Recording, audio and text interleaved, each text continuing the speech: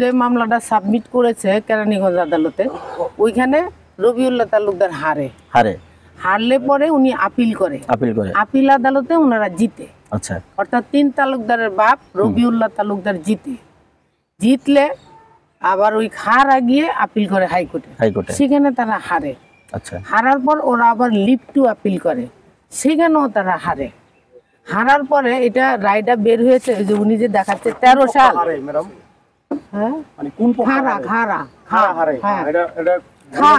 বলেছি আপনি খেয়াল করেন নাই, যে বলছে 13 সাল, 13 সালে হইলো লিভ টু আপিলটা দাখিল করা হয়েছে, আর রায় হয়েছে এই যে 2016 সালে। আমি ওই যে 13 সাল আপিল করছি। আর একটু শিখেন না, সমস্যা কি? শিখেন, আপনারা তো শিখাইবেন না। কোয়ার সময় তো ভুল কইছে। আমি তো উকিল না, আমি তো আপনাদের। আচ্ছা, তর্কে না যাই রে ভাই ম্যাডাম। এই যে এই 13 হলো আপনি লিভ টু আপিলটা দাখিল হয়েছে, আর এই যে এখানে লেখা আছে ডেট অফ হিয়ারিং 2016, ঠিক আছে? 2016 সালে আমরা রায় পাইলাম। পাওয়ার পরে উনারা আর এটা জানে না যে এরপরে কি করতে হবে। কারা জানে না? বাদী পক্ষ 3 তালুকদার জানে না যে কি করতে হবে এখন। জি, এর মধ্যে দুলাল হলো মামলাটা করেছে ওনাদের বিরুদ্ধে। কি বিষয়? যে ওনারা আগে পাওয়ার দিয়েছিলেন, পরে আবার আপোষ বন্টন করছেন, আমার সাথে প্রতারণা করছেন। ওনারা যে পাওয়ার দিছে, পাওয়ার যে বাতিল করছে, এই কথাটা উনি অমিট করে গেছে। পাওয়ার একদম কমপ্লিটলি রেজিস্ট্রি ভাবে বাতিল করা হয়েছে, কোনোটা পাওয়ার এস্টাবলিশ হয় নাই। 12 সালে দিছে, 13 সালেই বাদ, মানে কয়দিন পরে এই বাদ, ঠিক মতো কাজ করে না দেখে। আমি কি ঠিক বললাম? হ্যালো, ঠিক আছে?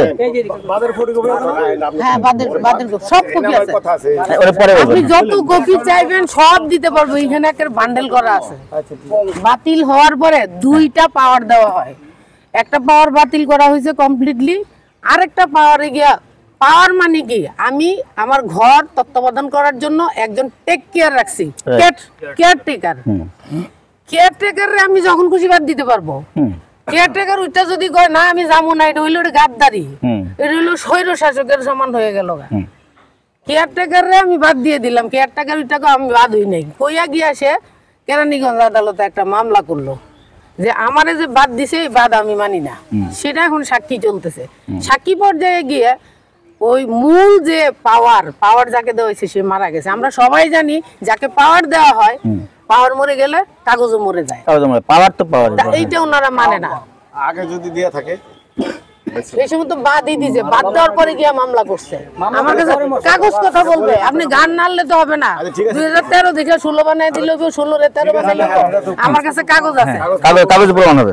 ট্রায়ালে গিয়া যারে পাওয়ার দিছে সে আবার আকবর আলী মারা গেছে, আকবর আলীর যে ছেলে মেয়ে, এদের পাওয়ার নিয়ে সে সাক্ষী দিচ্ছিল। তখন ওদের যে জন্ম নিবন্ধন দেওয়া হয়েছে, একজনের বয়স 10 বছর। তো কোর্টকে বললাম 10 বছরের নাবালিকা কি পাওয়ার দিতে পারে না। তো এগো থুক্কা ভুলে গেছে, এটা কি লুডু খেলা, এটা কি হাডুডু খেলা, থুক্কা ভুলে গেছে গা। এখন কোর্ট মূল বাদীদেরকে, আকবর আলীর ছেলে মেয়েদেরকে কল করেছে, আজ পর্যন্ত আনতে পারে না, সেও এখন যায় না। ওই এটা হলো সেই 2টা পাওয়ার দেওয়া হয়েছিল, দুটোটা পাওয়ারই বাতিল।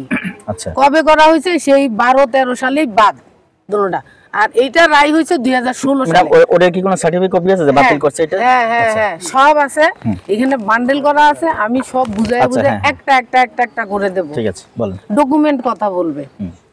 আর দ্বিতীয় কথা হলো, কি যেন বলতেছিলাম, এই যে পাওয়ারটা নিয়ে 2টা পাওয়ার বাতিল হলো। আর মামলা চলাতক অবস্থায় ওনারা যে বন্টন নামা করলো কত সালে? বন্টন 14 সালে। মামলা চলাতক অবস্থায়, যেটা লিভ টু আপিল 13 সালে চলমান, ওই অবস্থায় বাহিরে যত কিছুই হোক না কেন তার রেজাল্ট কিন্তু রায়ের উপর নির্ভরশীল। এটা ওনারাও জানে, আমরাও জানি। কিন্তু ওনারা আপোষ বন্টন নামা জোরপূর্বক রীতিমতো ভয়ভীতি দেখাইয়া করেছে।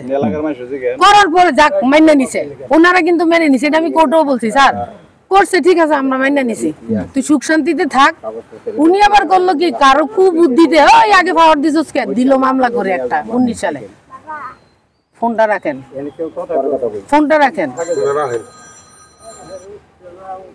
2019 সালে গিয়া মামলা করলো।